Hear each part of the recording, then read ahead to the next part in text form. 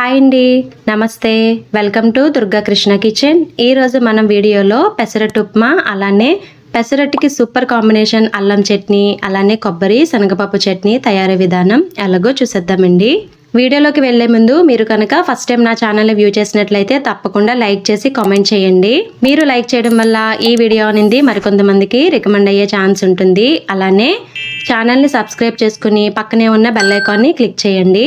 ఇంకా లేట్ చేయకుండా ఈ పెసరట్టు ఉప్మా తయారీ విధానం ఎలాగో చూసేద్దాం. ముందుగా పెసలను 1 కప్ వరకు తీసుకున్నానండి. దానిలోకి 2 స్పూన్స్ వరకు బియ్యం, 2 స్పూన్స్ వరకు మినపప్పును వేసుకుని ఒకసారి మొత్తం బాగా కడుక్కొని దానిని ఓవర్ నైట్ నానబెట్టుకోవాలి. ఇలా పెసల్లో బియ్యం మినపప్పు వేయడం వల్ల పెసరట్టు టేస్ట్ అనేది బాగుంటుందండి. పెసలు బాగా నానిన తర్వాత పొట్టేమీ తీయనవసరం లేదండి. పెసరట్టుకి ఇలా పొట్టుతో వేసుకుంటేనే అట్ట అనేది బాగుంటుంది. నానబెట్టుకున్న పప్పును ఒక 2-3 సార్లు బాగా క్లీన్ చేసుకున్న తర్వాత గ్రైండర్లోకి వేసుకుని దానిలోకి పచ్చిమిర్చి అలానే అల్లం ముక్కలు కూడా యాడ్ చేసుకోవాలి. ఇక్కడ నేను ఒక పచ్చిమిర్చి తీసుకున్నానండి. అలానే 1 స్పూన్ వరకు సన్నగా తరిగిన అల్లం ముక్కలను కూడా యాడ్ చేస్తున్నాను. తక్కువ వాటర్ వేసి దీనిని మెత్తగా బ్లెండ్ చేసుకోవాలి. తర్వాత ఉప్మా ప్రిపరేషన్ కోసం స్టవ్ మీద ప్యాన్ పెట్టి ప్యాన్ హీట్ అయిన తర్వాత ఆయిల్ యాడ్ చేసుకుని దానిలోకి జీడిపప్పును యాడ్ చేసుకోవాలి. ఒక 2 to 3 స్పూన్స్ వరకు జీడిపప్పును యాడ్ చేశానండి. జీడిపప్పు బాగా దోరగా వేగిన తర్వాత 1 స్పూన్ వరకు పచ్చిశనగపప్పు, 1/2 టీ స్పూన్ వరకు మినపప్పు వేసుకుని మళ్ళీ ఒకసారి ఫ్రై చేసుకోవాలి. తర్వాత 1/2 టీ స్పూన్ వరకు జీలకర్ర, 1/4 టీ స్పూన్ వరకు ఆవాలు వేసుకుని అవి బాగా చిటపట అన్న తర్వాత సన్నగా తరిగిన పచ్చిమిర్చి అలానే అల్లం ముక్కలను కూడా యాడ్ చేసుకోవాలి. ఇక్కడ ఒక పచ్చిమిర్చి అలానే 1/2 టీ స్పూన్ అల్లం ముక్కలను యాడ్ చేస్తున్నా. ఇవి కొంచెం బాగా ఫ్రై అయిన తర్వాత దానిలోకి పొడవుగా కట్ చేసి పెట్టుకున్న ఉల్లిపాయ ముక్కలను యాడ్ చేసుకోవాలండి. మీడియం సైజు ఉల్లిపాయ అయితే ఒకటి సరిపోతుంది. ఇవి బాగా వేగిన తర్వాత దానిలోకి వాటర్ని యాడ్ చేసుకోవాలి. 1 కప్ రవ్వ తీసుకున్నామంటే దానికి 3 to 4 కప్స్ వరకు వాటర్ని యాడ్ చేసుకోవచ్చండి. ఎందుకంటే ఈ ఉప్మా అనేది కొంతమంది పలుచగా ఇష్టపడతారు, కొంతమంది గట్టిగా ఇష్టపడతారు. మెయిన్గా ఇది చల్లారాక గట్టిగా అయిపోతుంది కదా, వాటర్ అనేది మన అంచనా ప్రకారం యాడ్ చేసుకుంటే సరిపోతుంది. అలానే టేస్ట్కి తగ్గట్టుగా సాల్ట్ని కూడా యాడ్ చేసుకుని వాటర్ని బాగా మరగనివ్వాలి. వాటర్ మరిగిన తర్వాత స్టవ్ సిమ్లో పెట్టుకుని రవ్వను వేస్తూ కలుపుకుంటూ ఉంటే ఉండలు అనేది ఫామ్ అవ్వకుండా ఉంటుందండి. రవ్వ యాడ్ చేసిన తర్వాత స్టవ్ ఆఫ్ చేసుకొని ఒకసారి మొత్తం బాగా కలుపుకొని దించే ముందు ఇలా కొద్దిగా ఆయిల్ అయినా నెయ్యి అయినా వెన్న అయినా యాడ్ చేసుకుని మూత పెట్టేసుకుంటే సరిపోతుంది. ఉప్మా ప్రిపేర్ అయిపోయింది కదండి. ఇప్పుడు అల్లం చట్నీ ప్రిపరేషన్ ఎలాగో చూసేద్దాం. స్టవ్ మీద ప్యాన్ పెట్టి ప్యాన్ హీట్ అయిన తర్వాత 2 స్పూన్స్ వరకు ఆయిల్ యాడ్ చేసుకుని దానిలోకి 1 స్పూన్ వరకు జీలకర్ర వేసుకుని ఒకసారి లైట్గా ఫ్రై చేసుకోవాలి. తర్వాత దీనిలోకి అల్లం ముక్కలను యాడ్ చేసుకోవాలండి. 3 ఇంచుల అల్లం అనేది ఇక్కడ తీసుకున్నాను నేను. పీసెస్ కూడా మీడియంకి కొంచెం తక్కువ సైజులో కట్ చేసుకుంటే ఇవి త్వరగా ఫ్రై అయిపోతాయి. అల్లం ఒక 2 నిమిషాలు వేగిన తర్వాత దానిలోకి ఉల్లిపాయ ముక్కలను కూడా యాడ్ చేసుకోవాలి. మీడియం సైజు ఉల్లిపాయ ఇక్కడ ఒకటి తీసుకున్నాను. ఉల్లిపాయలు కూడా ఒక 2 నిమిషాలు మగ్గించుకోవాలి మూత పెట్టుకుని. ఉల్లిపాయ ముక్కలు కొంచెం ట్రాన్స్పరెంట్ కలర్లోకి చేంజ్ అయిన తర్వాత ఇలా చింతపండు వాటర్ని యాడ్ చేసుకోవాలి. చిన్ని నిమ్మకాయ అంత సైజు చింతపండుని తీసుకుని ఇలా వాటర్లో నానబెట్టుకోవాలండి 20 నిమిషాల ముందే.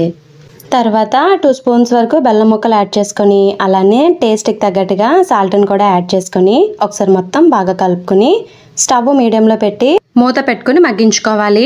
ఇలా లైట్గా వాటర్ ఉన్నప్పుడు దీనిలోకి 1 టీ స్పూన్ వరకు కారం యాడ్ చేసుకోండి. చట్నీ టేస్ట్ అనేది ఇంకా బాగుంటుంది. ఈ చట్నీ అనేది కొంచెం స్పైసీగా చేసుకుంటే పెసరట్లోకి చాలా బాగుంటుందండి.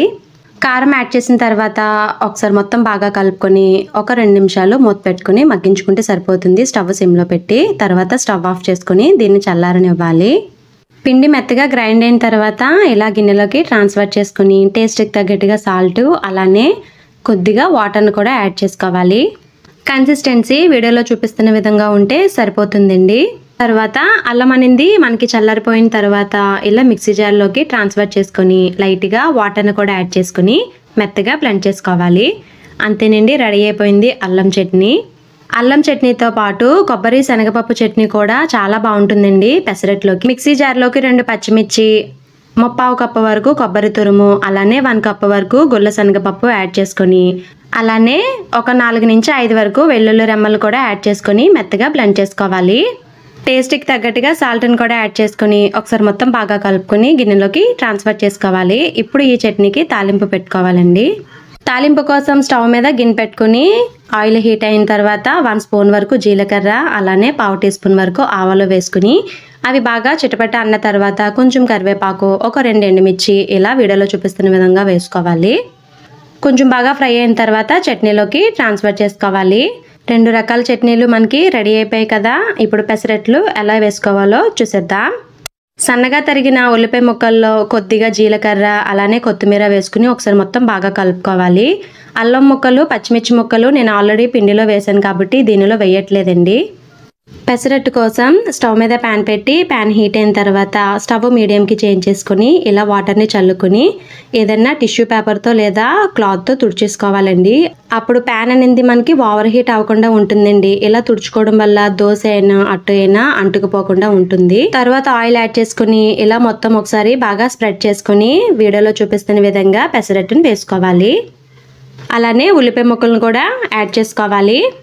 స్టవ్ లో టు మీడియంకి చేంజ్ చేసుకుంటూ దీన్ని దగ్గరుండి ఫ్రై చేసుకోవాలండి. ఉల్లిపాయ ముక్కలు యాడ్ చేసిన తర్వాత ఇలా వెన్నని మొత్తం స్ప్రెడ్ చేసుకోవాలండి. పెసరట్టుకి ఎప్పుడన్నా వెన్న అయితే చాలా బాగుంటుంది కదా టేస్ట్.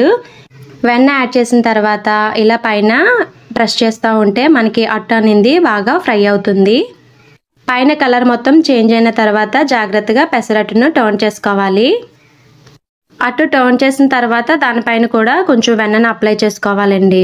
ఇలా మంచి కలర్ వచ్చేంత వరకు అట్టును బాగా రోస్ట్ చేసుకోవాలి.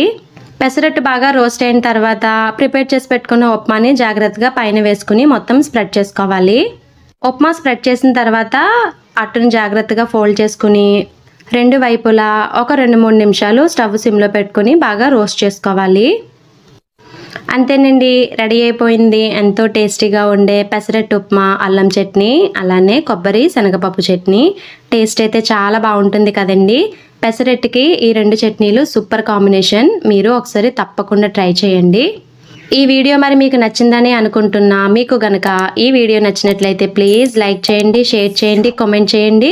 కొత్తగా ఛానల్ని వ్యూ చేసే వాళ్ళు సబ్స్క్రైబ్ చేసుకుని పక్కనే ఉన్న బెల్ ఐకాన్ని గనక క్లిక్ చేసినట్లయితే నా వీడియోస్ని మీరు రెగ్యులర్గా ఫాలో అవ్వచ్చు.